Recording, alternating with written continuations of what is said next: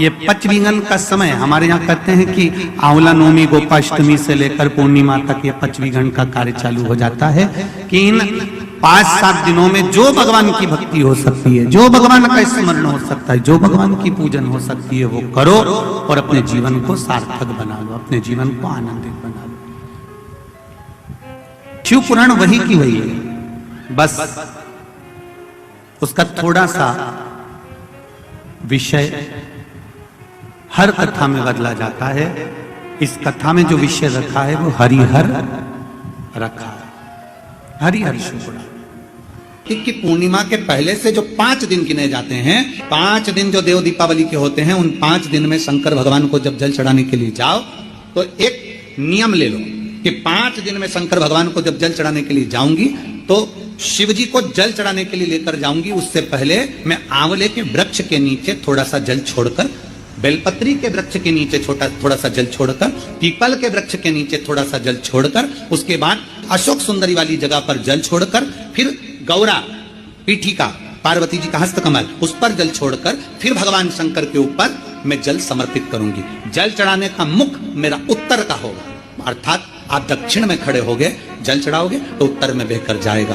5 दिन अगर आपने ये 5 दिन का नियम धारण कर लिया शंकर को जल चढ़ाने का, तो ये निश्चित है 5 स्थान से जो हमें अशांति मिलती है, मन में पूरे वर्ष शांति बनी रहेगी, कभी क्लेश नहीं। संपत्ति से अशांति मतलब लक्ष्मी नहीं आ रही है, टेंशन बना हुआ है, कोई पैसा खाकर बग गया, कोई कुछ लेकर बग गया, कोई कुछ कर बग गया, उस शांति के लिए भी हमें भगवान शंकर।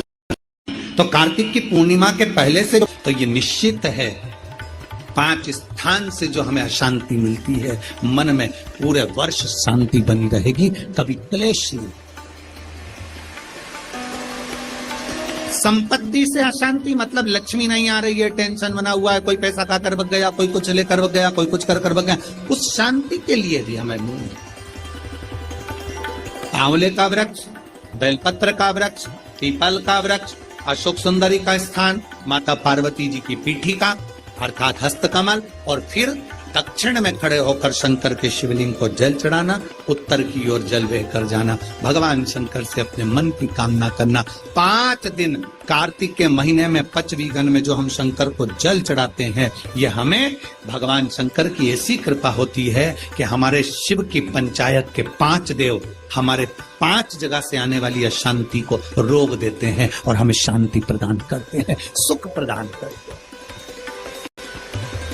पचवीगन के 5 दिन शिव पंचायत के 5 देव हमारे 5 जगह से आने वाली अशांति को रोकने का प्रयास कर, रोकने का प्रयास, सुख का अनुभव करा दे। स्मरण रहे, संसार से, संपत्ति से और संबंधों से शांति की अनुभूति नहीं है। संबंध भी हमको अशांति देते।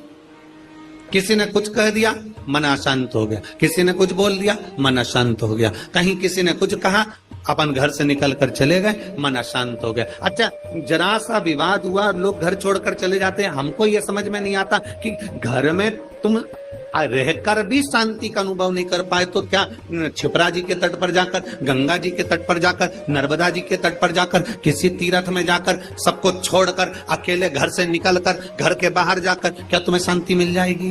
जम के बोलो जरा, नहीं मिल सकती। घर छोड़कर शांति का अनुभव नहीं हो सकता।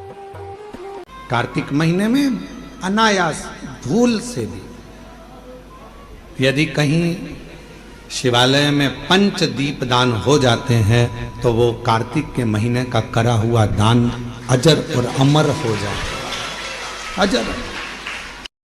जब आप तकलीफ में होते हो तो 3 शंकर को जल चढ़ाने वाला, 1 लोटा जल चढ़ाने वाले के पास 3 को भगवान शिव अवश्य भेजते हैं।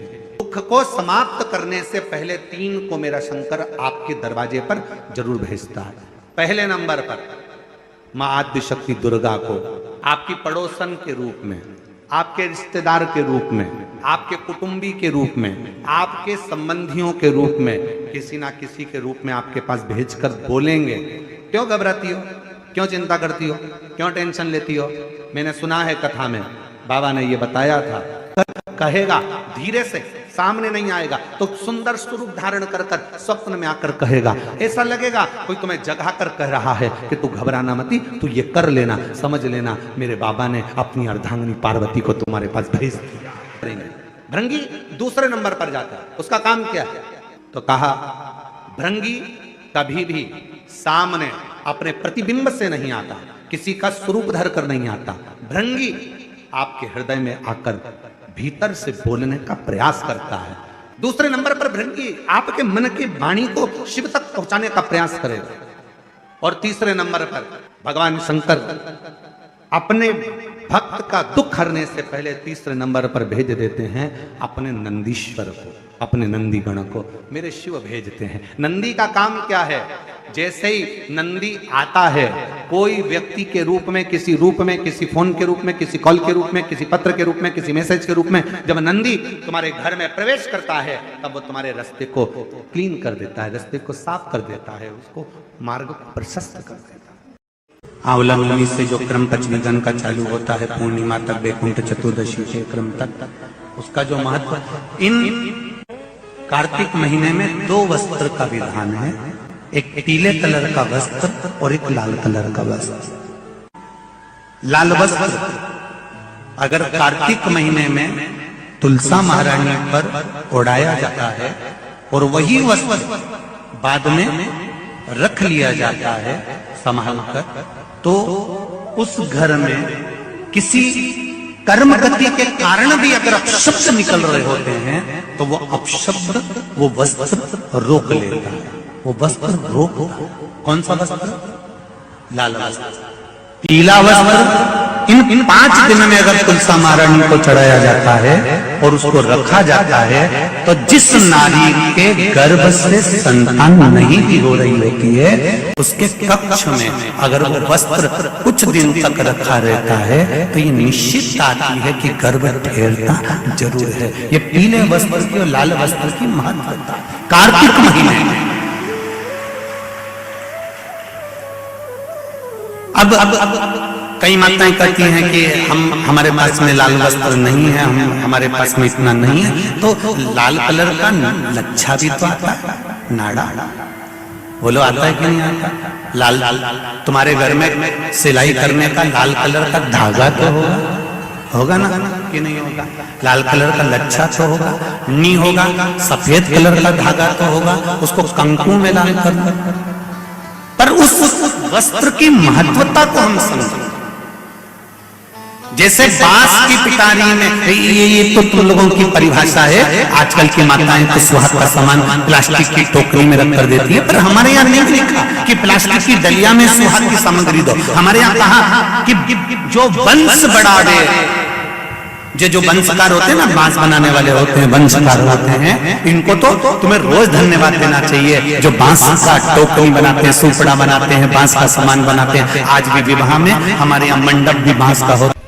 इस दामोदर मास में, इस कार्तिक के महीने में जो हम भगवान शंकर की आराधना करते हैं, जैसे मंदिर में या पंच वृक्ष के नीचे बट वृक्ष, आंवला, पीपल, शमी, बेलपत्र, ये जो पंच वृक्ष हैं, इन पंच वृक्ष के नीचे जैसे दीप दान किया जाता है, शिवालय में, देवालय में, भगवान के मंदिर में दीप दान किया जाता है, या अपने घर के अंदर या घर के बाहर प्रतिदिन दीप दान किया जाता है, तो कार्तिक महीने में अगर भूल से भी, कार्तिक महीने में अनायास भूल से भी यदि कहीं शिवालय में पंच दीप दान हो जाते हैं तो वो कार्तिक के महीने का करा हुआ दान अजर और अमर हो जाता है, अजर। बाती का महत्व क्या है? दीपदान का महत्व क्या है? दीपदान का महत्व किसको कहते हैं? दीपदान कैसे करा जाता है कार्तिक के महीने में? नदी में नहीं, कार्तिक महीने में दीपदान करा जाता है। शिव पुराण कह रही है, शंकर भगवान की कथा कह रही है, शिव तत्व कह रहा है। घाट पर गंगा का पानी, यमुना का पानी छोड़कर, दिया जलाकर, दिखाकर, पूर्व की ओर मुख कर कर, भगवान की ओर स्मरण कर कर, अपने पूर्वजों का नाम लेकर घाट पर दिया रखा जाता है, ना कि नदी में छोड़ा जाता है। अब तुम तो इतने खुश होते हो कि नदी में छोड़ दिया, मैया ने ले लिया। मैया से तो पूछो कि उनकी हालत क्या है। तुलसी जी में दिया लगाने चली, तुलसी जी के क्यारे के अंदर ही दिया रख दिया। तुलसी जी ने पवन देवता से कहा हवा चलाओ, मुझे आग लग रही है। आई तब तुलसी मैया हिली, इसको लगा कितनी प्रसन्न हो रही है तुलसी मैया। ये दिया लगा लगा के रखती, दिया फिर बुझ जाता, फिर लगाती, फिर बुझ जाता, हवा तेज हो जाती। कभी कभी तुमने तुलसी जी में दिया लगाया, हवा तेज चल गई, क्यों चली? क्योंकि तुलसी जी को लगता है ये क्यारे में रखकर जाएगी और मुझे आग लगा के जाएगी, थोड़ा दूर रखो, दूर। 22 तारीख, 23 तारीख को आंवला नवमी, फिर एकादशी, द्वादशी, प्रदोष, फिर उसके बाद में हरिहर मिलन, बैकुंठ चतुर्दशी, फिर पूर्णिमा। ज्यादा कुछ नहीं कर पाओ तो प्रयास करो कि इन तिथियों पे कम से कम एक दीप ऐसा जलाया जाए जिससे हमें समृद्धि, लक्ष्मी, वैभव प्राप्त हो। घर में भी जो दिए रखे जाते हैं, आपको पहले भी कथा में कहा, विष्णु पुराण मंगरूल पीर हमारे चैनल पर डली हुई है। अगर नहीं सुनी हो तो एक बार विष्णु पुराण निकालना, आपको आ जाएगी, उसको सर्च कर कर सुनना। संसार ने अशांति दी, संपत्ति ने अशांति दी, संबंधों ने अशांति दी, फिर अगली अशांति दी स्वास्थ्य ने।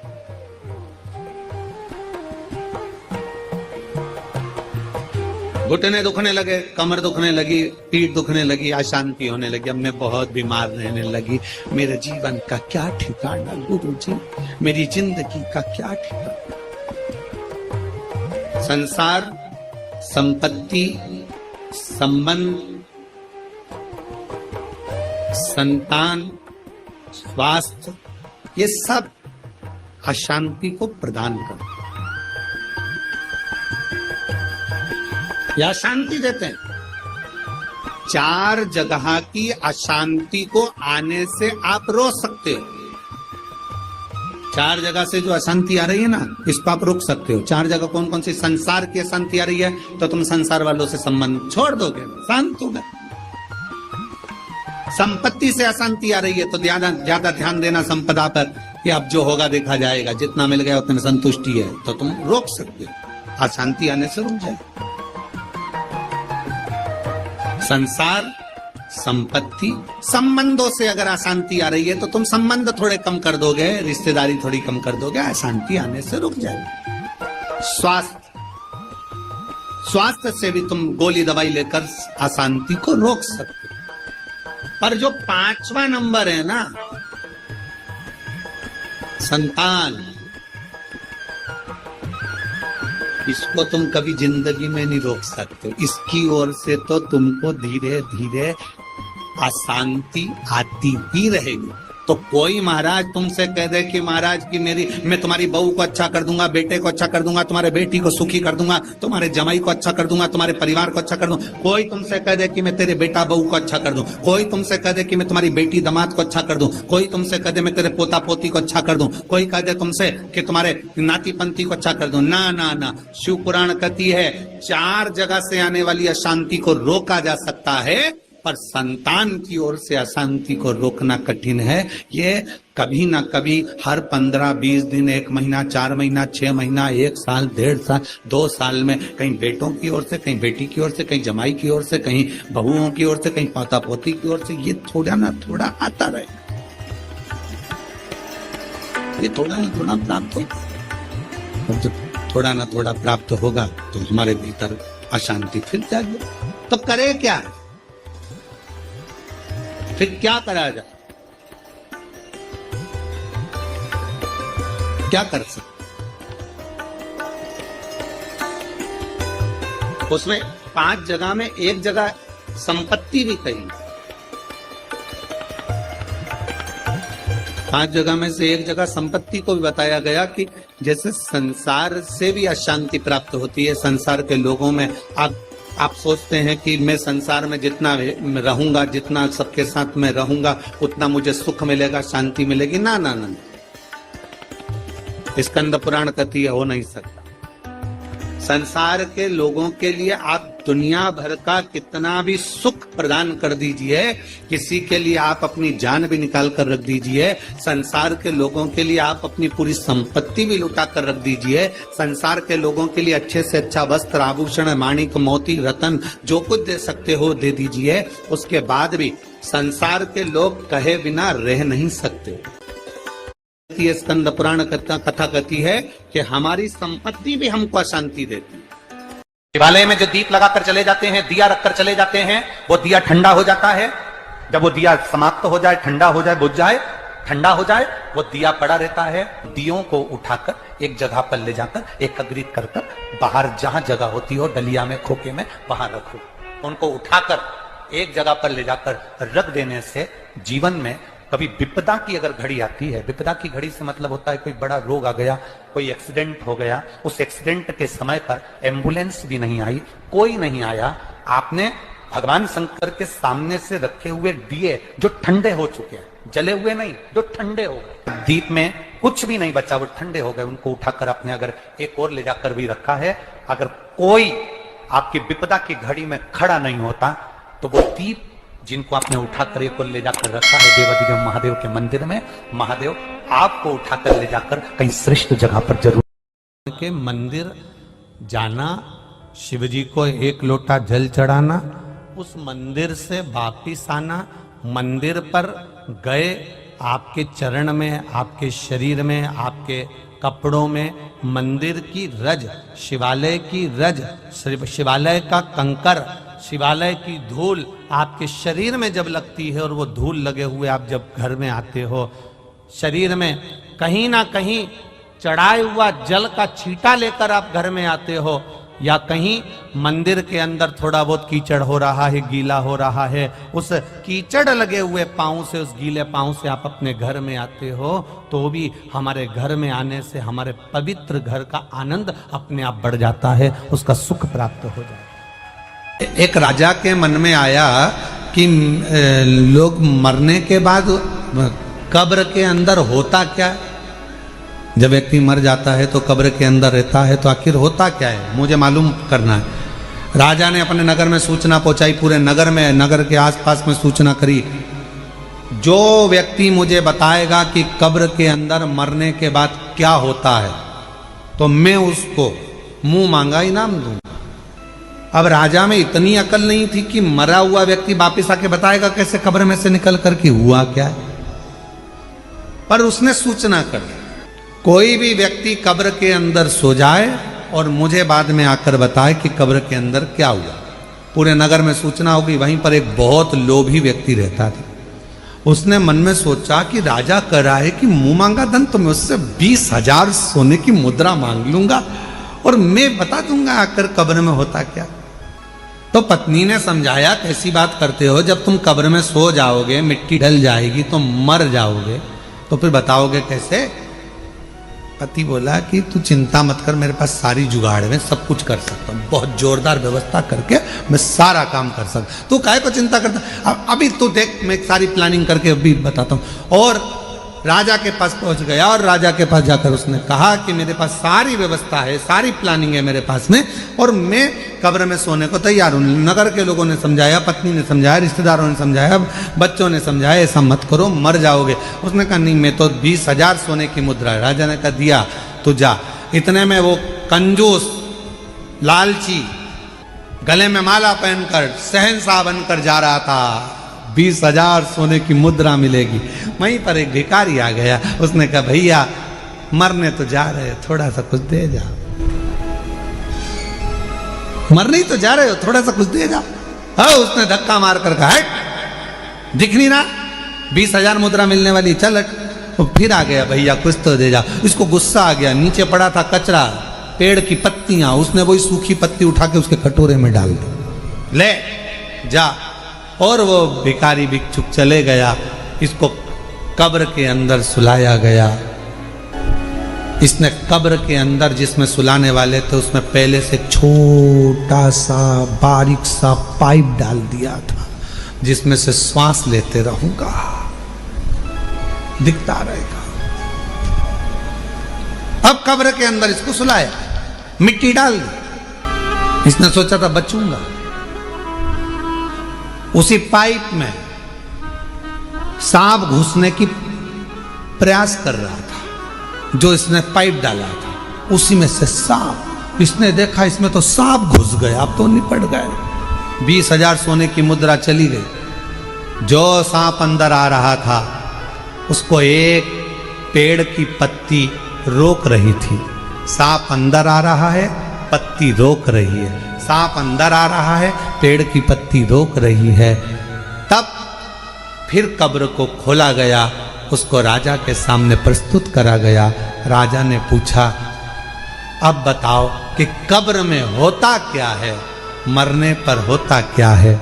उस व्यक्ति ने कहा, महाराज, जो दान किया होता है वो अपने आड़े आकर खड़ा हो जाता है और बचा ले। जो दान, जो पुण्य करा, जो सत्कर्म करा, जो कथा श्रवण कर रहे हो, किसी को पानी पिला रहे हो, किसी को टॉफी खिला रहे हो, किसी को बिस्कुट खिला रहे हो, किसी का मुख झूठा करा रहे हो, तुम्हारी जितनी सामर्थ्यता है उसके अनुसार तुमने किसी को अगर अन्न दान करा है वो अन्न दान हमारे सामने आएगा। किसी को समय का दान दिया है वो समय हमारे सामने आएगा। किसी को पानी पिलाया वो पानी हमारे सामने आएगा। कहीं ना कहीं हमारा किया गया सत्कर्म, हमारा पुण्य हमारे सामने आकर खड़ा होता है। वो लालची और वो व्यक्ति, लोभी व्यक्ति, लालची व्यक्ति और वो व्यक्ति जब जा रहा था, एक वृक्ष की पत्तियां उठाकर भिखारी के कटोरे में देकर चले गया। वो पत्ती ने सांप से उसकी रक्षा कर, वो पत्ती। इसलिए फिर निवेदन करूं मैं कि मत बुरे कर्म कर बंदे वरना पछताएगा। भगवान की आंखों से तू बच नहीं पाएगा, तू बच नहीं पाएगा। अरे ओ अज्ञानी मत करना, तेरे कर्म का फल भी तू ही पाएगा। जैसा किया तूने तेरे आगे आएगा। मत बुरे ना। और कार्तिक के महीने में ये पवित्र, जहां लोग कहते हैं कि कार्तिक के महीने में भगवान हरि और हर का मिलन हुआ है। कार्तिक के महीने में माता लक्ष्मी ने भगवान शंकर की आराधना कर कर भगवान विष्णु जी से वर मांगा, भगवान विष्णु को मांगा है। भगवान माता लक्ष्मी की माता जी, लक्ष्मी जी की माँ का नाम क्या था? माता जी का नाम ख्याति देवी। ख्याति देवी क्या कर रही थी? भगवान शंकर के साथ लक्ष्मी जी का विवाह कर रही थी। तब शिव जी से ख्याति देवी ने कहा, मेरी बेटी लक्ष्मी का विवाह मैं तुम्हारे साथ करना चाहती हूँ। शंकर भगवान ने कहा, नहीं, मैं लक्ष्मी से शादी नहीं कर सकता, क्योंकि लक्ष्मी जी का विवाह तो आप नारायण के साथ करें।